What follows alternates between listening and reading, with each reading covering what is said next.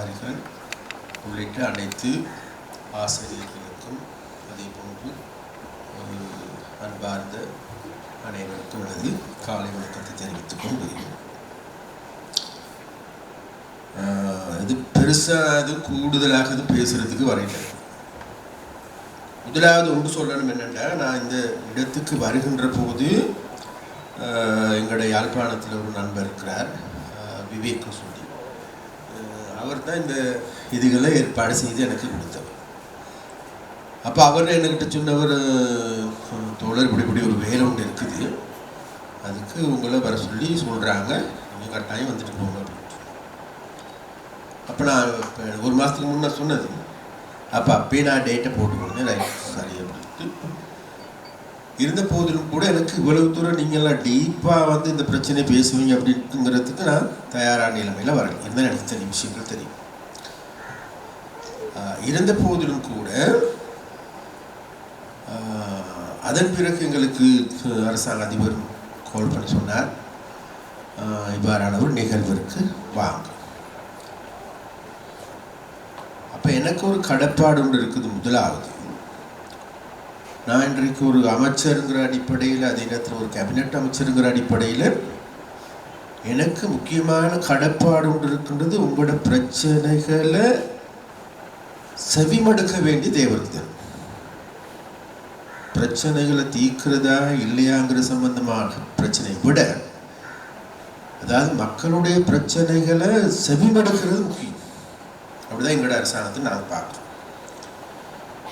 அப்போ அந்த வகையில் எங்களுக்கு எல்லோருக்குமே தெரியும், இந்த முன்பள்ளி என்பது அது முக்கியமான ஒரு விடயம். ஏண்டா இப்போ நமக்கு தெரியும், இந்த குழந்தை கருவுற்றதன் பிறகு நமக்கு தெரியும் 2 வாரத்தில் 2 மாதத்தில் 3 மாதத்தில் நாங்கள் எப்படி பாதுகாப்பாக அந்த தாயை பாதுகாத்து கொள்கிறோம். ஏட்டா அந்த அந்த அந்த காலம்தான் அதனுடைய வளர்ச்சி, அதாவது தன்னோட கருப்பையிலிருந்து வளர்கின்ற வளர்ச்சியை நோக்கி வருகிறது.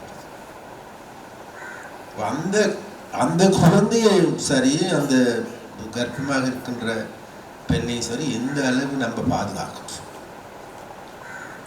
எல்லாருக்கும் இல்லாட்டியும் கூட நாங்கள் கூடுதலாக நாங்கள் கேட்டிருக்கோம், மலைகாப்பு அதுவா இதுவான்னு நாங்கள் பல்வேறு செயற்பாடுகளை கூட கொண்டிருக்கோம். அப்போ அந்த அளவு நாங்கள் எந்த அளவு முக்கியத்துவம் கொடுக்குறோமோ அதையும் விட முக்கியமானது முன்பணி. அப்போ அந்த அளவுக்கு எந்த அளவுக்கு அந்த தாய்க்கு நாங்கள் முன்னுரிமை அளிக்கின்றோமோ, அந்த தாய்க்கு எந்த அளவு முக்கியமோ நமக்கு, அதை விட முன்னுரிமை அளிக்க வேண்டிய, முக்கியத்துவம் அளிக்க வேண்டிய ஆசிரியர்கள் என்றால் வேறு யாரும் கிடையாது, முன்பள்ளி ஆசிரியர்கள். இதை யாரும் மறுதளிக்க மாட்டாங்க. ஆனால் எனக்கு ஒரு கவலை என்னன்னா, இப்போ சச்சிதானந்தம் சொன்னார், அதே நேரத்தில் ஜியும் சொன்னார், இங்கே இருக்கின்ற நம்முடைய கல்வி இலாக்கா அல்லது கோட்ட கல்வி அதிகாரிகள் எல்லோருக்கும் சொல்ல வேண்டும். ஆனால் யாரும் வரையில. அப்போ அதிலிருந்து தெரியுது, எங்களுடைய கல்வி அதிகாரிகள், உயர் அதிகாரிகள் எந்த அளவுக்கு எங்களோட முன்பள்ளியில் கல்வி கற்றுக் கொடுக்கின்ற எங்களுடைய ஆசிரியர்களுக்கு எந்த அளவுக்கு தங்களுடைய கவனத்தை செலுத்துகின்றார். அதோடு நான் உடன்பாடு கிடையாது. எங்களுடைய அரசாங்கத்தை எடுத்துக்கொண்டு நம்மளுக்கெல்லாம் தெரியும், முன்னைய அரசாங்கம் மாதிரி இல்லை. ஒரு வருடம் தான் ஆகுது. அனுரைக்கு இந்த மாதம் 21ஆம் தேதியோடு 1 வருடம். எங்களுடைய அரசாங்கம் என்ன செய்துங்கிறது நாங்கள் வேணா பிறகு பேசலாம். அப்போ அந்த வகையில் அப்போ இந்த முன்பள்ளி சம்பந்தமாக உண்மையிலேயே எனக்கு ஒரே ஒரு குழந்தை தான், பெரிய பையன். இப்போ அதனால் அவன் முன்பள்ளியில் தான் படிச்சு. அப்போ நானும் எங்களோட வைப்பும் காலையில் போயிட்டு அவனை முன்பள்ளியில் போட்டுட்டு போவோம். அப்போ அந்த முன்பள்ளியில் இருக்கின்ற டீச்சருங்கிறது இன்னொரு அம்மா. அங்கே போன பிறகு கொஞ்ச நாளைக்கு கஷ்டமாக இருக்கும், அந்த பிள்ளைக்கு கொஞ்ச நாளைக்கு பழகுவதற்கு கஷ்டமாக இருக்கும். ஆனால் கொஞ்ச நாள் போன பிறகு பின்னேற அது காலையில் அழுகுக்குள்ள அம்மாண்டுங்கிற குரல் இருக்கும். பின்னேக போய் நாங்கள் பிள்ளை எடுக்க போகும் பொழுது அந்த டீச்சரை விட்டு போட்டு வராது. அப்போ அந்த அளவுக்கு பின்னி பிணைந்திருக்கின்ற ஒரு விடயம் குழந்தைகள். அப்போ அந்த குழந்தைகளுடைய அந்த என்ன சொல்றது, அந்த முன்பள்ளி பருவம் என்பது அதுதான் அவர்களுடைய என்ன எதிர்காலத்தினுடைய வழிகாட்டு. எதிர்காலத்தில் என்ன குழந்தையாக மாறணுமோ, அது திறமையான குழந்தையாக மாறணுமா, அல்லது பெரிய பெரிய வித்வானாக மாற வேண்டுமா, அதற்கெல்லாம் ஆரம்ப புள்ளி இடுவது வேறு எதுவும் இல்லை, இந்த முன்பள்ளி. அதில் இருக்கின்ற முன்பள்ளி ஆசிரியர். எங்கட மகன் படித்த முன்பள்ளியில் இரேசான ஒரு டீச்சர் இருந்தாங்க, இங்கிலீஷ் படித்தாங்க. இப்பயும் அவங்களோட வீட்டுக்கு போனாங்க. இப்போ என் மகனுக்கு 22 வயசு, என் மகன் இருக்கிறான். இப்பயும் அவங்களோட வீட்டுக்கு போகணும். கைக்கு இரேசா டீச்சர் காலில் விழுந்து கும்பிடலன்னா அவங்க தூக்கம் வராது. அது அந்த அளவுக்கு பின்னி பிணைக்கப்பட்டிருக்கின்ற ஒன்று. அப்ப இவ்வாறு பின்னி பிணைக்கப்பட்டிருக்கின்ற இந்த கல்வியை கற்றுக் கொடுக்கின்ற ஆசிரியர்கள் பாராமுகமாக இருப்பது ஏன்?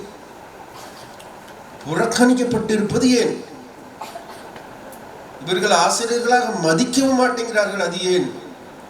அப்படிங்கிற கேள்வியை நாங்கள் எங்களுக்குள்ளேயே கேட்டு பார்க்கின்ற பொழுது எங்களுக்கு எல்லாமே நன்றாக தெரியும். நம்ம வேறு எதுவும் இல்லை, இங்கே இருக்கின்ற உங்களுடைய உள்ள குமுறல்கள் அல்லது ஆதங்கங்கள் என்னவென்று மேலே எங்களுக்கு தெரியும். அவை இதை தீர்ப்பதை நோக்கமாக கொண்டு உங்களோட கல்வி அதிகாரி சொன்னது போன்ற கல்வியையும் இன்றைக்கு புதிய கல்வி சீர்திருத்தம் கொண்டு வந்திருக்கோம். அந்த கல்வியில நாங்கள் இன்றைக்கு எங்களுடைய அரசாங்கம் நம்பர் 1, 2, 3 கல்வி கல்வி கல்வி கல்விக்கு தான் முதல். அந்த வகையில கடந்த வருஷம் வரவு செலவு திட்டத்தில் கல்விக்கு கூடுதலாக நிதி ஒதுக்குது. இது நாள் வரைக்கும் இல்லாது, இலங்கை வரலாற்றில் இது நாள் வரைக்கும் இல்லாது, இருந்தாலும் தேவையான அளவில் கூடுதலான நிதி ஒதுக்குது. இம்முறையும் கூடுதலான நிதி ஒதுக்கீடு செய்யறதுக்கு இருக்கு. அது மாத்திரமல்ல, அப்ப உங்களுடைய இந்த கல்வி என்ன முன்பள்ளிகள் எல்லாத்தையும் பராமரிப்பது யாருன்னு கேட்ட வெறும் மாகாண சபை. மாகாண சபைக்கு கடந்த வருஷம் 2000 மில்லியன் ரூபாய் ஒதுக்கீடு செய்யப்பட்டிருக்கு. கடந்த வருஷம். இந்த வருஷம் 7000 மில்லியன் ரூபாய் வட மாகாணத்துக்கு ஒதுக்கீடு. 7000 மில்லியன் ரூபாய். அப்ப அப்படியாக இருந்தா அப்ப அந்த மாகாண சபைகள் மூலமாக ஒரு பிரச்சனை சொன்னார் என்னன்னு கேட்ட, அப்ப இந்த பிரச்சனைகளை பத்தி நாங்கள் தீர்க்கின்ற பொழுது அப்ப எங்களுக்கு தேவை இருக்கின்ற ஆசிரியர், முன்பள்ளி ஆசிரியர் அனைவரையும் ஒரு இடத்துக்கு எடுக்கும். ஒரு இடத்துல இருந்துச்சுன்னா இவர்களை வழி நடத்த வேண்டும். அனைவருக்குமான ஒரே நிலையான கல்வியில இருக்கும். முன்பள்ளி ஆசிரியர் கண்டு அவர்களுக்கு எல்லாத்தையும் விட சிறப்பான கல்வியாளர். சரியா? இப்ப சின்ன உதாரணம் சொல்லி போட்டு போறேன். நான் ஒரு முறை ஜெர்மனில் அங்கே நிறைய ஸ்டூடெண்ட்ஸ் கொஞ்சம் பேர் சாதிச்சு. ஒவ்வொரு நாட்டையும் அமெரிக்கா, ஆப்பிரிக்கன், ஆசியன், சைனீஸ், இலங்கையில் இருந்த ஒரு குழந்தை படித்தாங்க. அவங்க கூட தான் நான் போகிறேன். போயிட்டு அந்த அதில் இருந்த பேராசிரியர் எல்லாருக்கிட்டையும் என்ன பேட்டி காட்டுறார். எல்லாருமே பிஹெச்ஐ செய்யறதுக்கு போயிருக்கோம், பிஹெச்டி செய்ய போயிருக்கோம். அவர் பிஹெச்டி செய்கின்ற போது எல்லாருமே எக்ஸ்போர்ட் தான். சரியா? அப்ப அந்த எக்ஸ்பர்ட் உள்ளுக்கும் ஜெர்மனில் ஒருத்தி இருந்து அவ சூப்பர் எக்ஸ்பர்ட்னு சொல்கிறான். இப்போ கடைசி நேரத்தில் கேட்ட யார் கேட்ட அவரோட கோர்ஸே வேறு எதுவும் இல்லை, முன்பள்ளி ஆசிரியர். ஏன்னு கேட்டா அதாவது எங்களோட குழந்தைகளுக்கு கற்றுக் கொடுக்கின்ற முன்பள்ளி ஆசிரியர்கள் தான் அதி உயர் திறமைகளை கொண்டவர்களாக, அதே போல அதிகமான சம்பளத்தையும் பெற வேண்டியவர்களாக இருக்கும். ஆனால் நடந்திருக்கிறது என்ன இன்றைக்கு ஒரு பக்கம் அந்த பிரச்சனை. அதனால அன்பர்களே, சகோதர சகோதரிகளே, இந்த பிரச்சனையை நாங்கள் மிக தெளிவாக கூட நான் எங்களோட சரோஜா சாவித்ரி போல்ராஜோட எங்களுடைய அமைச்சர், மகளிர் விவகார அமைச்சர், அவங்க தான் இதுக்கெல்லாம் பொறுப்பார்கள். இப்போ அவங்களோட நான் பேசணும்.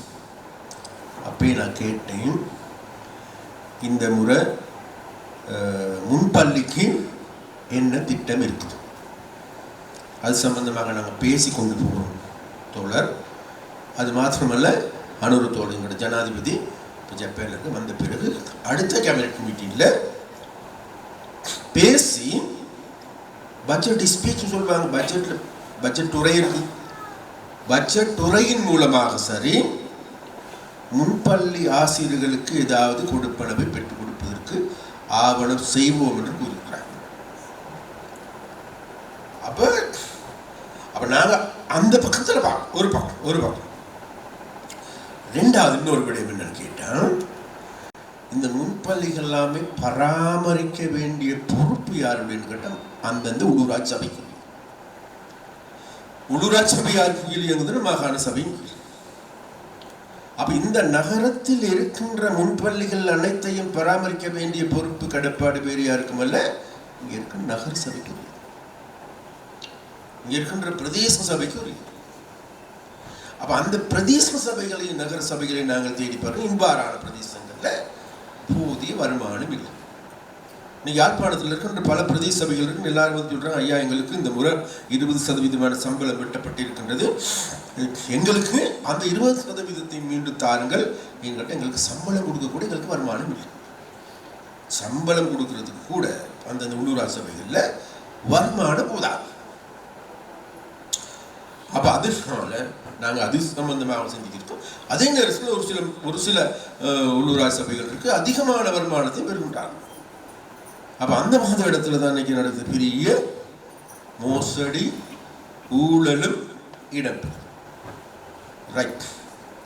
அப்ப அந்த வகையில சரியா நாங்க இந்த பிரச்சனை சம்பந்தமாக நாங்கள் ஒரு உத்தரவாதத்தை இந்த இடத்துல சாருங்க. நான் கேட்டேன், உங்களுடைய பிரச்சனைக்கு, அதாவது எங்களுக்கு தெரியும், அதாவது இப்போ பலரும் பேசினது போன்று கல்வி சிஸ்டத்தில் மாற்றம் வேணும். திறமையான தகுதியான ஆசிரியர்கள் நியமிக்கப்பட வேண்டும். அதில் விவாதம். அதான் நம்முடைய பிள்ளைகளுக்கு தேவை இருக்குது. அதே நேரத்தில் இப்ப கற்பித்துக் கொண்டிருக்கின்ற ஆசிரியர்களான உங்களுக்கு நியாயத்தையும் கொடுக்கும். அப்ப அந்த நியாயத்தின் பக்கம் இருந்து கொண்டு நாங்கள் உங்களுக்காக குரல் கொடுக்கின்றோம் என்று இந்த இடத்துல உங்களுக்கான உறுதிமொழி கொண்டு தாருங்கள். அந்த இரண்டாவது விடயம், அப்ப இந்த மாதிரியான விஷயங்களை நாங்கள் பேசுகின்ற பொழுது, பார்க்கின்ற போது எங்களுக்கெல்லாம் தெரியும், எங்களை ஆளுகின்றவர் யாரோ அல்லது எங்களை நிர்வகிக்கின்றவர்கள் யாரோ அவர்கள் வந்து ஆளுமை மிக்கவர்களாக இருக்கும். நமக்கு எல்லோருக்குமே தெரியும், நம்முடைய உள்ளூராட்சி மன்றங்கள் எடுத்துக்கொண்டாலும் சரி, நம்மள பிரதேசங்கள் இருக்கின்ற எம்பிமார்கள் எடுத்துக்கொண்டாலும் சரி, அவ இவர்களுக்கு இடையிலான கொடுமை சண்டையை தீர்க்கிறதுக்கு இன்னைக்கு முடியாத காலமாக இருக்கு. இங்கே உங்களுக்கு தெரியும், இப்போ இந்த யாழ்ப்பாணத்தில் இருக்கின்ற உள்ளூராட்சி சபைகள் எல்லாமே, நான் சொல்லலை, உங்களுக்கெல்லாம் யூடியூப் வழியாக ஒவ்வொரு நாளும் வந்து கொண்டிருக்கிறத பார்க்கக்கூடியதாக இருக்கு. சண்டைத்தானே அந்த நாள் ஆரோக்கியமான விஷயங்கள் எவ்வளவோ பேசுறதுக்கு இருக்குது. முன்பள்ளி பராமரிக்கின்ற வேலைங்களுக்கு,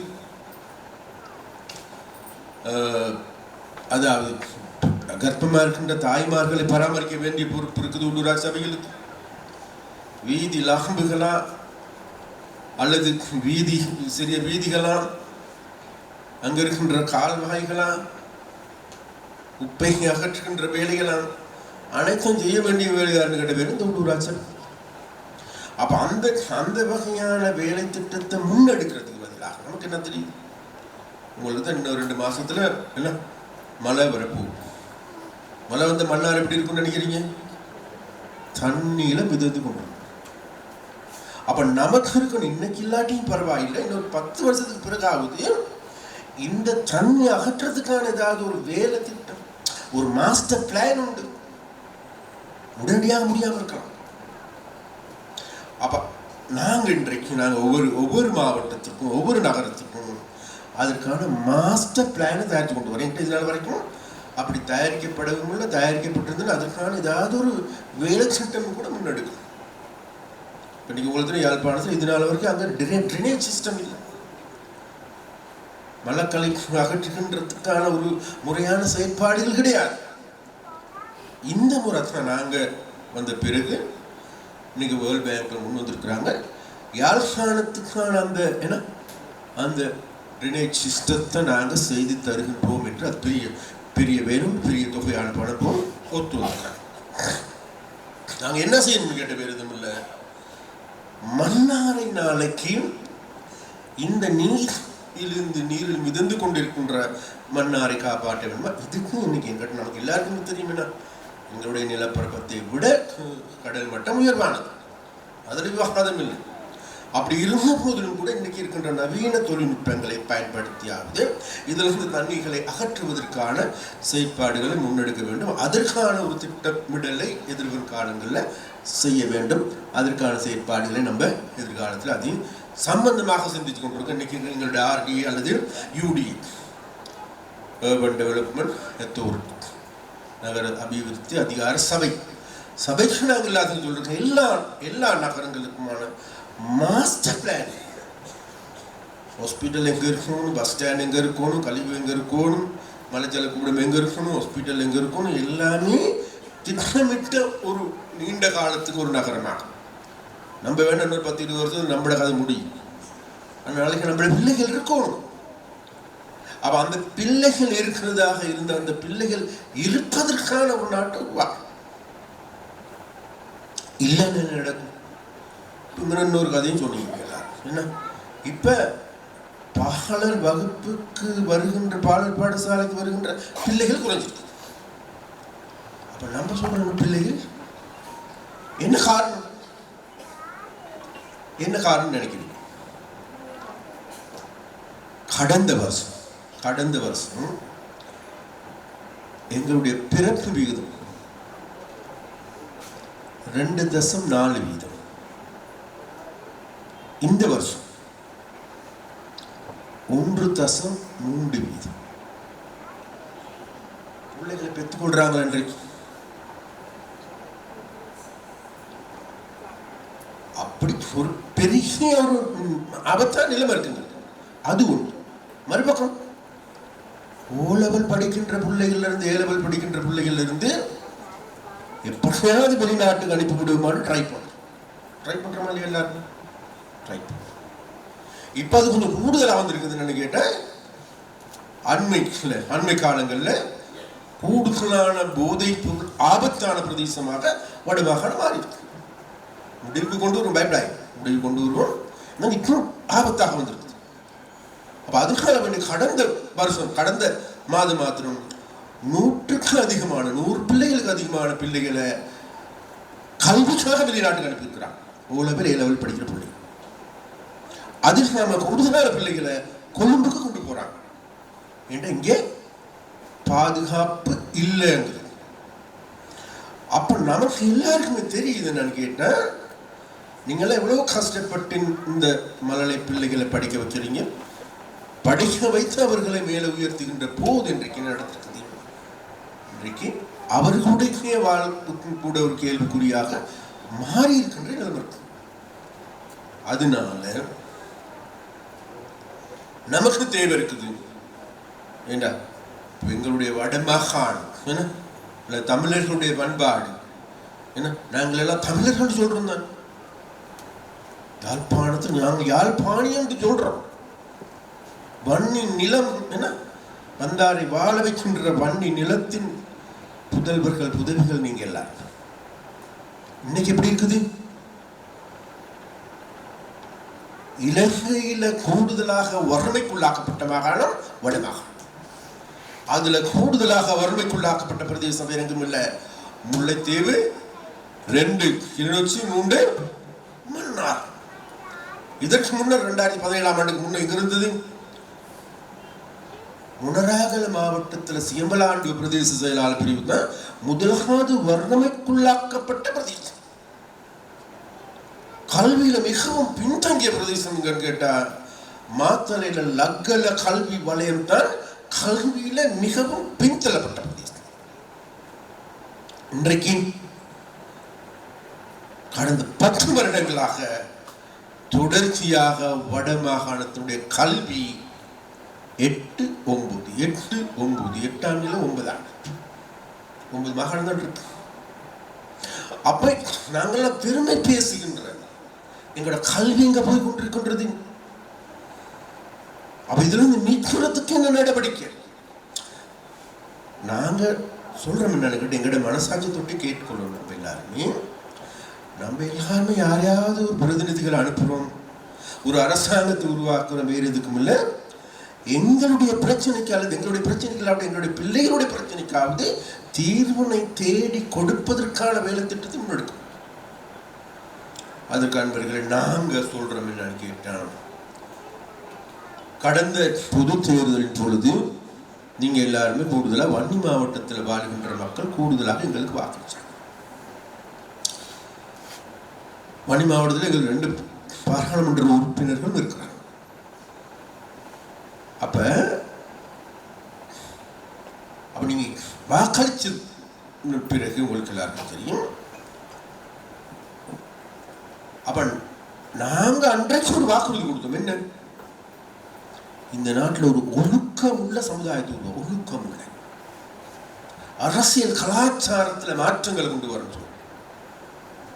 நாங்க இன்னைக்கு சொல்றோம், அந்த மாற்றத்தை நாங்க செஞ்சிருக்கோம் நாங்க நம்புறோம். எங்களோட மனசாட்சி வேற நாளைக்கு உங்களுக்கு எல்லாம் தெரியும். நான் இன்னைக்கு கேபினட் அமைச்சர் மாத்திரமே கேபினட் மினிஸ்டர். கேபினட் மினிஸ்டர்னா யார்? இன்னைக்கு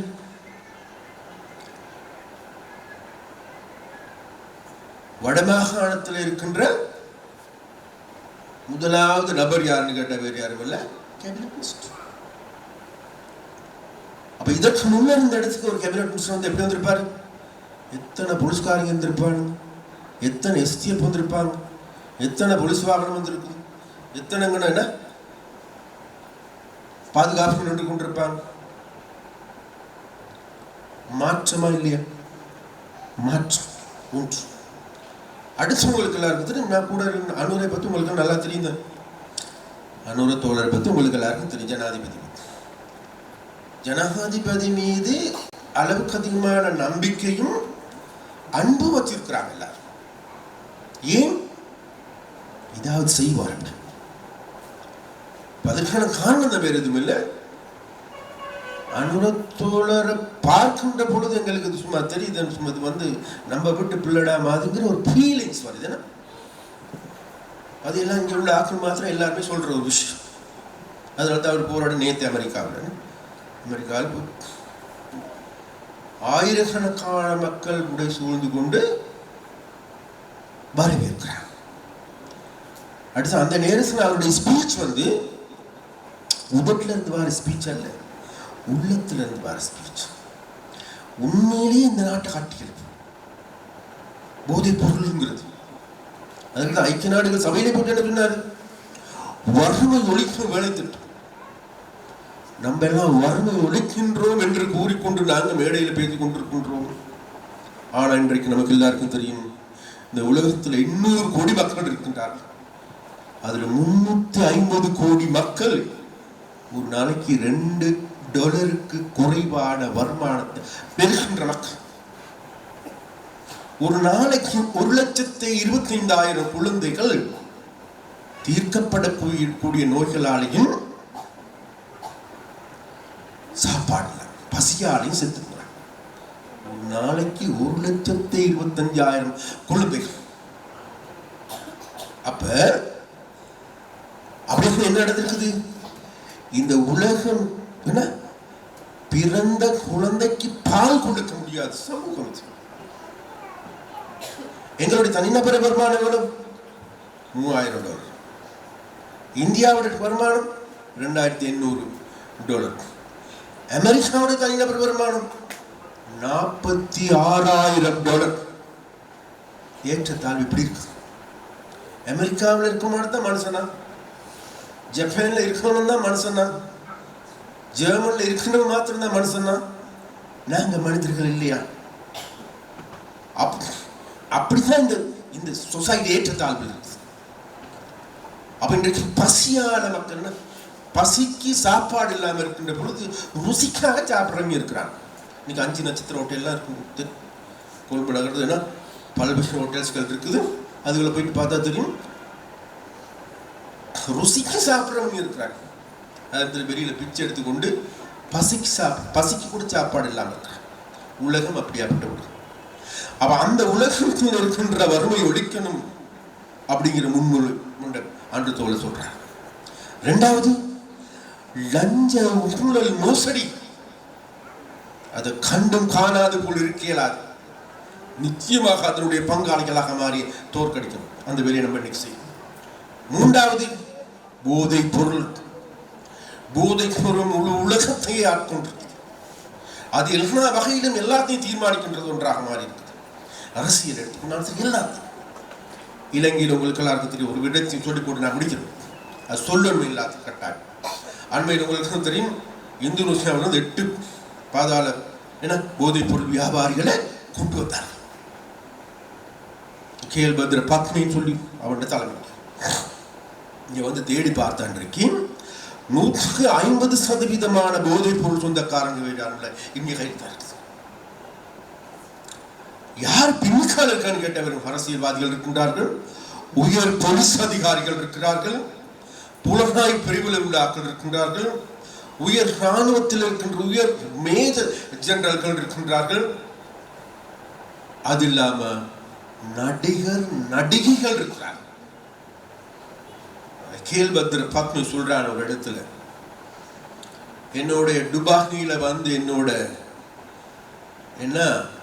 என்னோட உல்லாசமாயிருந்த நடிகைகளை விட அதுக்கு வராம இருந்த ஆக்களை எண்ணி போடுற, வந்த ஆக்களை எண்ண முடியாது. அப்ப இந்த நடிகைகளும் கூட ஏன் அப்படி இருக்கின்றார்கள்? ஒரு நாளைக்கு நமக்கு எல்லாருக்கும் தெரியும், நடிகையாக வெளியில வந்த பிறகு, மேக்கப் போட்டு வெளியில வந்த பிறகு அது மேக்கப்தோட தான் இருக்கணும். இந்த நாள் நடிகையாக தான் இருக்கும். படம் நடிச்சாலும் சரி, நடிகாலும் சரி, அந்த அழகா இருக்கும். அப்ப இப்ப இன்னைக்கு உங்களுக்கு பேசியல் செய்யறதுன்னு எவ்வளவு போட்டு உங்களுக்கு எல்லாம் தெரியும். ஏன்னா சாதாரணம் முகத்துக்கான பேசியல் செஞ்சா எவ்வளவு போட்டு உங்களுக்கு எல்லாம் தெரியும். நடிகைகள் செய்கின்ற பேசியலுக்கு எப்படி இருக்கும்? பெரிய செலவு உண்டு. அந்த செலவுக்கு தாங்களுக்கு உழைக்கின்ற சம்பளம் போதுமா? போதாது. அதுக்காக வேண்டிய எப்படியாவது தாங்கள் பணத்தை தேட வேண்டிய நிர்பந்தத்துக்குள்ளாகின்றார்கள். அந்த நேரத்தில் இவ்வாறான போதைப் பொருள் வியாபாரிகள் அவர்களை கேடயமாக பிடித்துக் கொள்கிறார்கள். கேடயமாக பிடித்து கொண்டதன் காரணமாகவே நடிகைகளுடைய காரணம் தான் கூடுதலான போதைப் பொருள் எல்லாம் வெளியில வந்திருக்கு. அப்ப இன்றைக்கு உங்களுக்கு ஐஸ் தன்மையை கண்டுபிடிச்சாங்க.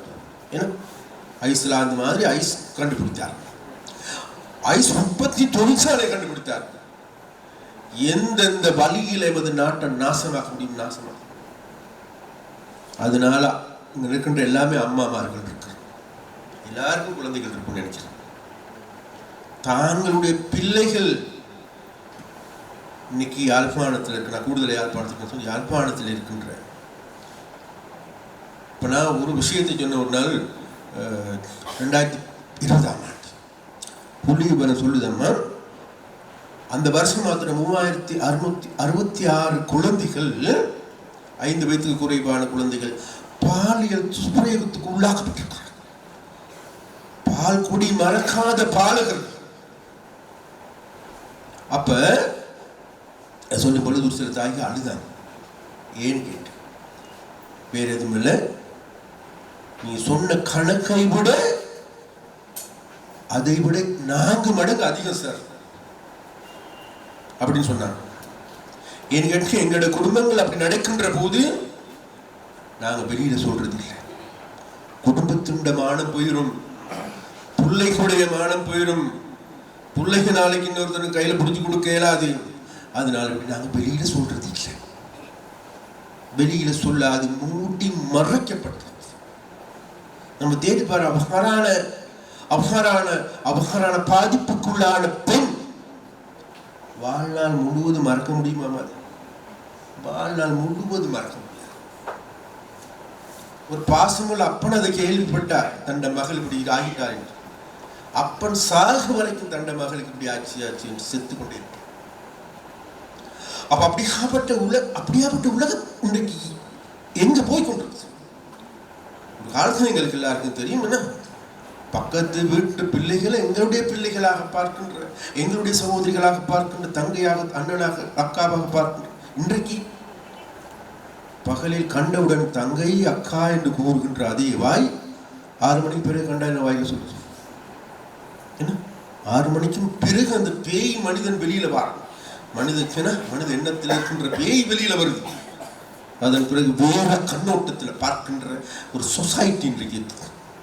அப்ப இந்த சொசைட்டி தான் கடந்த 76 வருடங்களாக உருவாக்கப்பட்டு நாங்க அதை உடைச்சு கொண்டிருக்கிறோம், மாற்றி கொண்டிருக்கிறோம். அந்த மாற்றத்தை செய்வதற்கு இன்றைக்கு உங்களுடைய ஜனாதிபதி, நீங்க எல்லாம் வாக்களிச்ச ஜனாதிபதி, நம்புகின்ற ஜனாதிபதி, இன்றைக்கு அதற்கான பெரிய வேலை திட்டத்தை நாங்கள் நடத்துறோம். அதற்காக நாங்க என்ன செஞ்சிருக்கிறோம்? நாங்க முதல்ல ஆரம்பிச்சோம், நாங்க பொலிஸ் பாதுகாப்பு எடுக்கிறது இல்லை, எடுக்க இல்லை. சொகுசான வாகனங்கள் எடுக்கிறது இல்லை. எங்களுக்கு கிடைக்கின்ற பென்ஷன் எங்களுக்கு வேண்டாம், எடுக்கிறது இல்லை.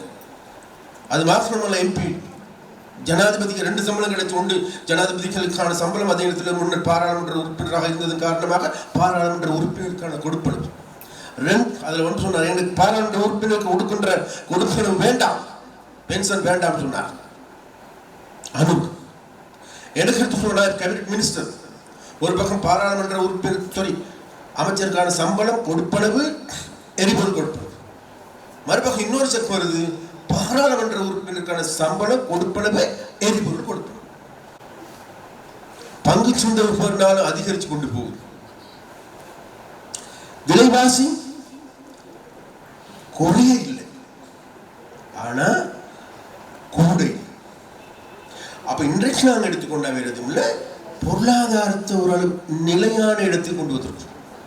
உலகத்தில் இருக்கின்ற எல்லா நாடுகளும் சொல்லுகின்றார். நேற்று ஐக்கிய நாடுகள் சபையிலும் கூட இலங்கை தான் இன்றைக்கு பொருளாதார ரீதியாக வேகமாக முன்னேறி வருகின்ற நாடு. உலக வங்கி, சர்வதேச நாணய நிதியம், அதே போன்ற நிதி தொடர்பிலான ஒவ்வொரு நிறுவனங்கள் சொல்லுகின்றார்கள், இலங்கை என்ற நாடுதான் இன்றைக்கு பொருளாதார ரீதியாக முன்னேறி வருகின்ற நாடு. ஏன்? லஞ்சம் இல்லை, ஊழல் இல்லை, மோசடி இல்லாத நாடு என்றால் இன்றைக்கு உலகத்தில் இருக்கின்ற ஒரே நாடு வேறு எதுவும் இல்லை, இலங்கை. அந்த நாடுல எல்லாத்திலையும் இருக்கு. அப்ப அந்த அளவுக்கு இன்றைக்கு ஒரு பெருமைக்குரிய நாடாக நம்ம ஆரம்பிச்சோம். ஆட்சி படுத்து வந்து ஒரே ஒரு வருஷம் தான் ஆகுது. அதனால எங்களுக்கு கொஞ்சம் டைம் தாங்க. இதை விட நல்ல உலகத்துக்கு செல்வதற்கு எங்களுடைய பிள்ளைகளுக்கு, எங்களுக்கு இல்லாட்டி பரவாயில்லப்பா, எங்களுடைய பிள்ளைகளுக்கு நல்லதொரு எதிர்காலத்தை உருவாக்குவதற்கு கொஞ்சம் டைம் தாங்க. கடந்த 76 வருஷம் அந்த நாட்டை நாசமாக்கியவர்களுக்கு கொடுத்தீங்க தானே. எங்களுக்கு 5 வருஷம் கொடுத்துருக்கீங்க தானே. 5 வருஷம் கொடுத்துருக்கோம். 5 வருஷத்துல நாங்க ஏதாவது நீங்கெல்லாம் எதிர்பார்க்கின்ற மாற்றம் நிகழவில்லை என்றால் சந்திரசேகர் இங்க வாங்கன்னு மூஞ்சில காரி துப்பி வெளியில வரட்டுங்க. அப்படிதான் செய்யும். அரசியல்வாதிகளுக்கு பின்னால் ஓடிய காலம் முடிவுக்கு வரும். அரசியல்வாதிகளுக்கு சார் ஐயா சார் போட்டது முடிவுக்கு வரும். இதனால வரைக்கும் இந்த அரசியல்வாதிகள் யாருக்கு இருந்துச்சு? மேட்டுக்குடியினருக்கு மாத்திரம் தான் இருந்துச்சு. பெரிய பணக்காரர்களுக்கு மாத்திரம் தான் இருந்துச்சு. பெரிய தனவந்தர்களுக்கு மாத்திரம் இருந்த அரசியல் இன்றைக்கு ஒரு சாமானிய மனிதனாக இருந்த அனுர என்ன உங்களை விட வறுமையில வாழும். குப்பிலாம்பு வெளிச்சத்தில் படித்தவர், கஷ்டமான காலத்தில் வடவித்தவர், ரயில்ல ஏறி பெரிய கிளையில போயிட்டு பல்கலைக்கழகம் போயிட்டு இன்றைக்கு உலகமே திரும்பி பார்க்கின்ற உங்களுடைய தலைவனாக இருக்கின்றார். அதனால் உங்களுடைய பசி பட்னி துன்பம் வேதனை என்ன என்பது எங்களுக்கு தெரியும், அனுரைக்கு தெரியும். பசியில இருந்ததுனால தெரியும், குளிர்ல இருந்ததுனால தெரியும், நுழம்பு கடி உள்ளாகனால தெரியும், மலைகள் நலஞ்சனால தெரியும். தங்களுடைய முன்னாலே தங்களுடைய பிள்ளைகள் தங்களுடைய நண்பர்கள் குடிச்சு போதையான நாசமா போனதை பற்றி பார்த்ததன் மூலமாக தெரியும். தாங்களுடைய முன்னாலே தங்களுடைய நண்பர்கள் இராணுவத்திற்கு சென்று செத்து போயிட்டு பெட்டியோடு திரும்பி வாரத நேரடியாக கண்டது அனுபவம் இருக்குது. அதனால வேண்டி அதிகாவின் தன்றைக்கு நான் கேட்ட வேறு எதுவும் இல்லை, அணுவை காத்தோட வேறு எதுவும் இல்லை. நம்ம வீட்டு பிள்ளைங்கிற மண்ணில் வாரது இதனால அந்த மென்டாலிட்டி. நீங்க கேளுங்களேன், அனுரை பார்க்கின்ற போது வருகின்ற அந்த லவ் ரணில பார்த்தோன்னு வருமா? எங்களுக்கு மைந்தியை பார்த்தா வருமா? ராஜபக்சாக்கள் இல்லை, பேமதாசனை பார்த்து வருமா? இல்லை. ஏன்? மேட்டுக்குடிகள் அப்பன் ஜனாதிபதியாக இருந்ததன் காரணமாக அரசியலுக்கு வந்தவர், மாமன் ஜனாதிபதியாக இருந்ததன் காரணமாக ரணில் அரசியலுக்கு வந்தவர். நாங்க அப்படி இல்லை. சாதாரண மக்கள் மத்தியில் இரவு பகலாக வேலை செய்து, அது மாத்திரமல்ல முன்னர் 2 போராட்டங்களையும் செய்து, ஆயுத போராட்டங்களையும் செய்து, சிறையில இருந்து சித்திரவதைப்பட்டு எங்களுடைய சகோதர சகோதரிகள் 60,000க்கு அதிகமானவர் கொல்லப்பட்டார். எங்களுடைய கட்சி தலைவரான ரோஹண விஜயவீர கூட உயிரோட தூக்கி போட்டு அந்த பொருளில் இருக்கின்ற பேனர்ல போட்டு எரிச்சான் உயிரோடு. எங்களுடைய தலைவர். நாங்கள் இன்று வரைக்கும் அதுக்கெல்லாம் நீதி கேட்கல. ஏன்னு கேட்டா அவர்களெல்லாம் கண்ட கடவுள் ஒன்று இருக்கு. அந்த கடவுள் என்ன? மக்களுக்கு நிம்மதியான வாழ்க்கையை பெற்றுக் கொடுங்க, மக்களுக்கு நிம்மதியான வாழ்க்கையை பெற்றுக் கொடுங்கோ. அதுதான் எங்களுடைய கனவு. அதுதான் இங்க இருக்கின்ற காணாமல் போனவருக்கு நாங்கள் சொல்லிக் கொண்டிருக்கோம். இன்னொரு இசை பிரியாக்கள், இன்னொரு கோணேஸ்வரிகள், இன்னொரு கிருஷாந்திகள் உருவாக கூடாது. இதனால் வருகின்ற நாடு இனவாத மதவாத ரீதியாக மக்களை பிரிச்சு துண்டாடி நாசமாக்கிய அரசியல்வாதிகள் தான் இருந்தார்கள். இப்ப மாறி இருக்கோம். நாங்கள் நாட்டில் இன்னும் ஐக்கியம் அதிகமாக வலியுறுத்துகின்ற கட்சி, தேசிய ஒற்றுமையை அதிகமாக வலியுறுத்துகின்ற கட்சின்னு சொன்ன வேறு எதுவும் இல்லை இன்னைக்கு எங்களுடைய அரசாங்கம். என்னிடம் இந்த நாட்டில் தமிழ் சிங்கள முஸ்லிம் மக்கள் ஒரு கொடியின் கீழ் ஒன்று சேராவிட்டால் நிச்சயமாக இந்த நாட்டுக்கு விமோசனம் என்று நாங்கள் நினைக்கிறோம். அந்த விமோசனமான பாதையை நோக்கி செல்லுகின்ற போது முன்பள்ளி ஆசிரியர்களாக இருக்கின்ற இன்னொரு அம்மாக்களாக இருக்கின்ற அம்மாக்களை பார்க்கின்ற பொழுது கடவுளாக இருக்கின்ற உங்களுக்கு இருக்கின்ற பிரச்சனைகள் எங்களுக்கு தெரியும்.